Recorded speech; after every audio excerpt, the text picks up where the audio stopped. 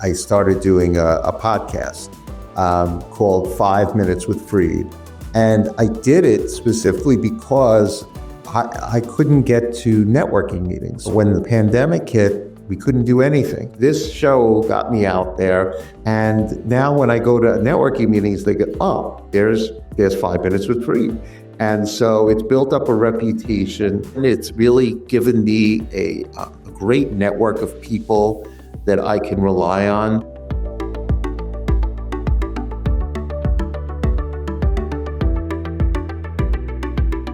Michael, how are you? Good to see you. Good to see you. Thanks for having me. Yeah, thanks for joining me. It's really good to see you again. Tell everybody who you are, what do you do, and maybe why does it matter? Okay. So my name is Michael Freed. I am a partner in the matrimonial and family law firm of Berkman Bottger Newman Schein. I handle litigation for the firm, so I do the depositions, the trials. So we have 3 offices. Right now I'm in the New York City office. We also have an office on Long Island as well as Westchester. And we do all aspects of divorce, prenuptial and postnuptial agreements, and anything dealing with custody, child support, maintenance, and equitable distribution. Okay, how long have you been a practicing attorney, and then how long have you been in this field? So I've been a practicing attorney for 28 years, and I've been in this field, specifically matrimonial and family law, for 28 years as well. Okay. So Michael and I met at the AAML conference many months back, so the American Academy of Matrimonial Lawyers. I should say conference, your yearly event that you all have for all of the fellows. Michael was so kind to give me all of his pizza recommendations. Pizza and hot dogs too. Pizza and hot dogs. We had a great time. Chicago, I had some of the best pizza I've ever had in my life. Shout out Dave Portnoy. And now I'm turned on to Dave Portnoy's pizza recommendations thanks to Michael. So you've really made an impact in my life, Michael. Yeah. So yeah, you've been successful. So Michael, as you know, we've talked about our company. What we do is provide marketing services to lawyers. But more importantly, the way that I like to use our terminology with our clients is we just help our clients grow, providing added value. Often that's through the services we provide, marketing. Sometimes it's just a connection we can help make for them or another technology. So let's talk about that in terms of you and in your practice and your successful career. What has been a few things that have helped you grow your practice? A few marketing, networking, whatever it may be. What are just a few things that's really helped you grow over the years? Sure. So one of the things that I started actually during the pandemic was I started doing a podcast called 5 Minutes with Freed. I started it in January of 2021, and I did it specifically because I couldn't get to networking meetings. So I do a lot of networking. I usually go to at least 4 or 5 different events a month. But when the pandemic hit, we couldn't do anything. So I wanted to find an outlet in which I would be able to do what I would normally do during a networking meeting. So I came up with this format where it was 5 minutes because I wanted to keep everybody's attention to 5 minutes, because once you start going beyond that, you kind of lose people. And I basically do 5 questions. The first question is, what do you do? And the second question is, that I'm a matrimonial and family law attorney. When would my clients most often require your services? I then ask, what are the challenges that you face in your area of work? And then I ask, what's the best way for a prospective client or other professional to contact you? And then the final question is the question of the week, which is a hypothetical question. And it could be at something like, you're on a deserted island, you can only bring 3 things with you. What would you bring and why? And I've done over 220 episodes since January of 21. And you actually were a guest on the show just recently.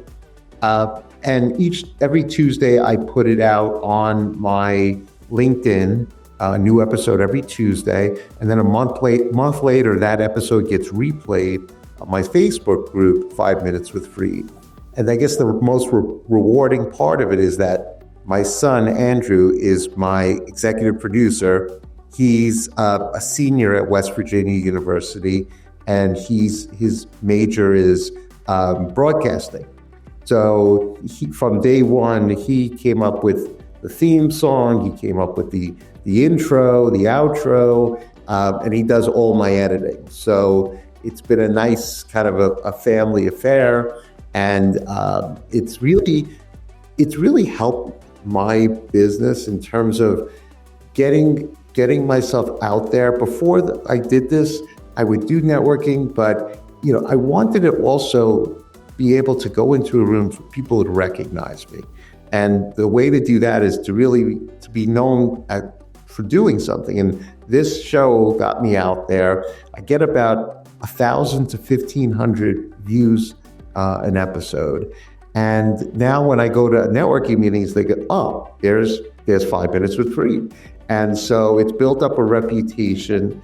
And I've gotten business for people that are on the show. I've gotten them not only business, but also speaking opportunities. As well as for myself, I've gotten clients from it. And even more important, it's really given me a great network of people that I can rely on. And also for the people, the consumers. So if I interview, let's say, an accountant, and it goes on their website, this is something that their potential clients can view that accountant to see them, to hear them, to get a sense of who they are before they have that initial meeting. And I find that's really important because these days, you want to be able to get to know a person before you get even to talk to them. So I find that this has been a great outlet for me, and it's been really enjoyable, and I'm up to 220 episodes, and we keep going. Yeah, I appreciate you having me on, and you guys have to watch and see what the question of the week was. I think it was fitting. Maybe my answer was fitting from where I'm from in the world. And if you've ever heard me talk, I give it away pretty quickly. Michael, it's so interesting. I get asked, all the time. The question is just, what marketing services should I be doing? That's probably the most common. And the second most common question is they ask about a particular marketing channel. Should I be doing TikTok? Should I be doing a podcast? Should I be doing? And my question is always, well, it depends. Your practice area, your geographic area, who is let's think about who that client is, and then it depends. So for you, referrals are a really big part of what you do in the matrimonial space, right? Same for our estate planning firms. So it seems like this has been such a great way for you to build up that referral base. It's also helped you, it sounds like, on the front end with the customers, but it's helped you tremendously with your referral base. Oh, absolutely. It's certainly, and the people that I interview, there's always a purpose behind it. I interview many accountants, estate attorneys, because everybody's interrelated. And so, and through that, I've referred many of my clients to these people that I've interviewed. And I will even tell them, if you really are not sure, why don't you even check out the episode, because you'll be able to hear them and see them. And again, I think it's so important for a potential client to be able to, it's almost, they're not interviewing the person, but they are, because they're watching them, they're looking at how they talk and looking to see how confident they are and how they present themselves. I think it's so important. It is. If you've ever been in a position where you're hiring folks, you want to not only speak to them on the phone, you want to see them on a Zoom call, and you would love to ideally meet them for coffee or have a drink or have dinner, because you can tell a lot by someone and their mannerisms. And we do that when we are hiring service providers as well. Our accountants, our lawyers, we are also interviewing them. It's not that they're not a bad person. They just might not be the right fit for me, my season in my life, or my company. So doing video helps. What I talk to our clients about when our clients do video, it just warms that lead.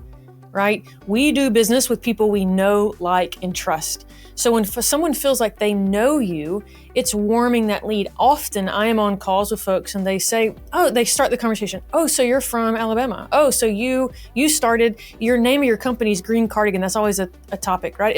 It's named Green Cardigan because of this. That means they've watched my videos, and I've already gotten out of the way because I talk explicitly in our videos about we charge for consults in certain situations. We do this. That's great. I need to get all of those barriers to entry out of the way before we get on the call, so I can make sure I'm not wasting your time, you're not wasting mine. And the video does that. The video component does that. They get to know Michael, his experience, what he's done. He's a competent person. He knows what he's talking about. They get to see your personality with the question of the week.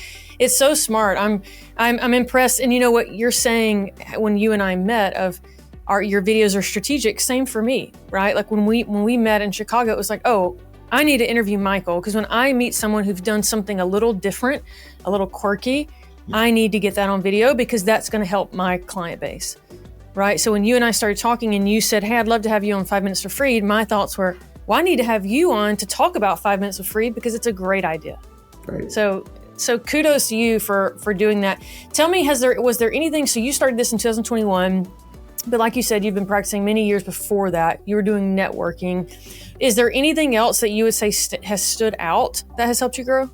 Yeah, I mean, a lot of, when attorneys, especially young attorneys, they start to network, they think, well, it's always good to go to meetings with other matrimonial lawyers. And I'll tell them no. I said, go to a meeting with just estate lawyers, because then you have a captive audience.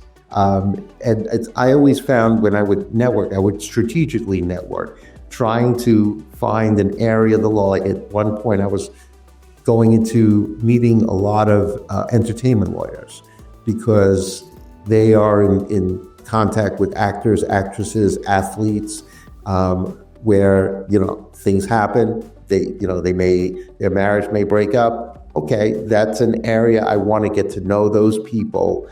So that maybe they'll refer cases. So I try to stay away from my area. It's very easy to just sit around with a group of matrimonial attorneys and talk shop, but they're not going to be referring me business. So I always think the best advice is to, try to figure out who's your best referral source. Go to those meetings, because with us, a great source of referrals are other attorneys, especially those that don't have a matrimonial arm to them. And they could be corporate firms, they could be trusts and estates, they could be tax firms, or even employment attorneys. And I'll look to those firms and try to go to any meetings that they may have. I also, LinkedIn is very important too.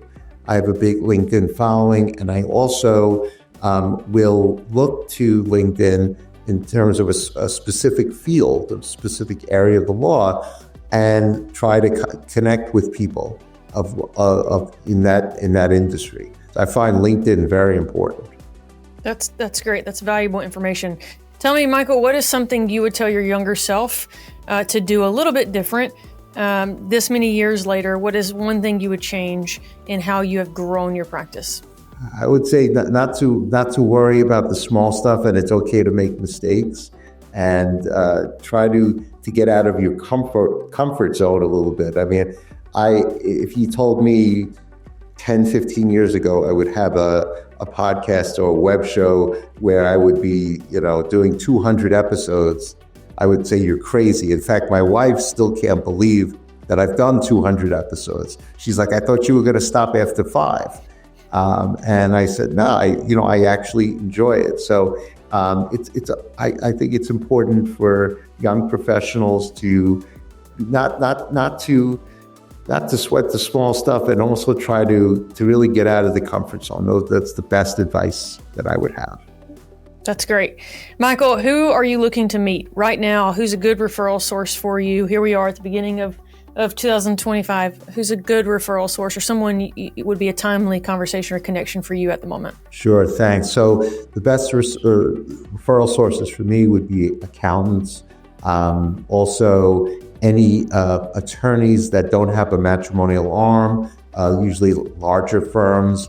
Also, I guess I'll do my out of the box person that most people don't think about, but I would say bartenders, hairstylists, because they have a captive audience.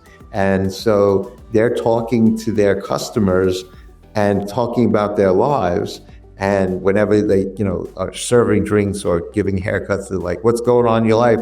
They're the ones that hear that, hey, I'm looking for a divorce attorney. I need a divorce. Things like that. So those are generally the referral sources that I look to. Now, referral sources, bartenders, hairstylists, or accountants, all in your geographic area. Does it matter? So, yeah, I practice solely, I'm licensed in the state of New York, and our practice is in Nassau County, Suffolk County on Long Island, as well as the 5 boroughs, New York City, Queens, Brooklyn, Staten Island. So that area. And then we also have offices in Westchester. So we call that a little bit more upstate. So Westchester, Rockland County. So that general region is a great, that's where we practice out of. Got it. Michael, how can folks get a hold of you if they're looking to contact you? So you could reach me. My email address is mfried, so it's mfried at berkbot.com. Berkbot is one word, berkbot.com. Telephone number is 212-867-9123. And if you want more information about the firm, it's www.berkbot.com.